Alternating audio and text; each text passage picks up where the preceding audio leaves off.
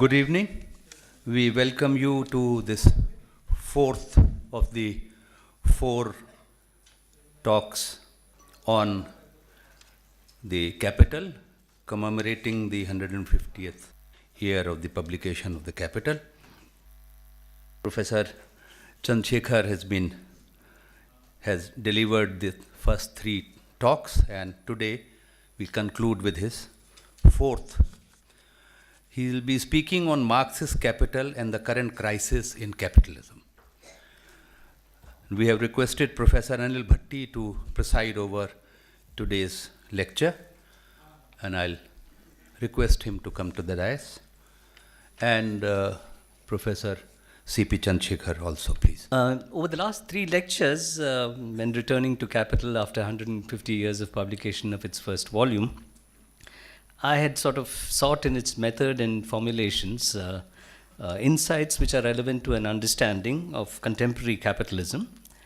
And if we get more contemporary from the vantage point of 2017, a feature of capitalism that is the focus of attention is the specific form which the intense and prolonged crisis that hit capitalism at its core in 2007 has taken, and of course a crisis that plagues it globally even today.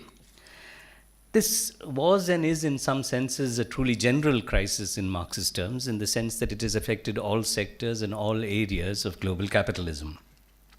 But yet it would be wrong to see this in isolation.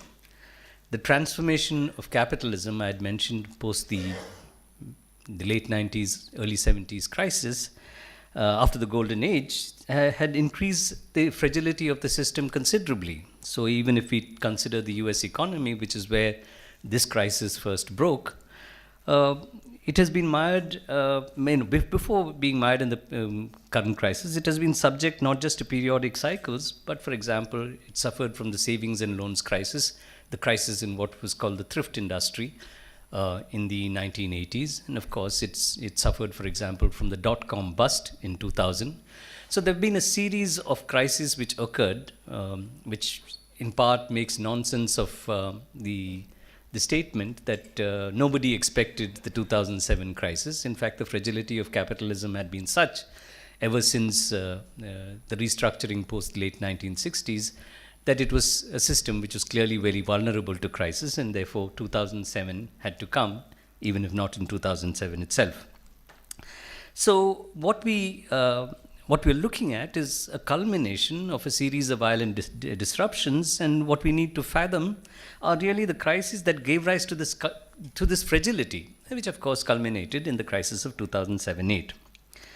As I had noted in my second lecture on Order and Anarchy under Capitalism, Marx had no single overarching theory of crisis. There are references to many tendencies which I had gone through, which, given the antagonistic and anarchic nature of capitalism, it's clear, results in a situation where we have crisis as a result of overproduction at one pole and underconsumption at the other. However, as Marx himself noted, there are counteracting tendencies operative at all times, and the strength of these tendencies obviously determines both the nature of the crisis and the intensity it displays. So, when crises do occur, depending on this intensity, capital attempts to modify the environment and restructures its operations, weakening the impact of at least certain causative factors, till such time, of course, as these modifications are effective. Now, these offsetting tendencies operated even in Marx's investigation of capitalism as a closed system and as a fully capitalist system. And when we open the system and allow it to interact with pre-capitalist formations, we do find, of course, that these kinds of interactions within and outside national boundaries results in a situation where the means to postpone or resolve crisis are substantially more, as markets, sources of raw materials and surpluses extracted in various forms help dampen the unavoidable consequences of antagonism and anarchy. This must be important, since we are really talking about a situation now where the degree of integration of the world system and the degree to which capitalism is able to subordinate, as I discussed in the first and subsequent lectures, pre-capitalist formations to extract absolute surplus value has increased considerably over these years.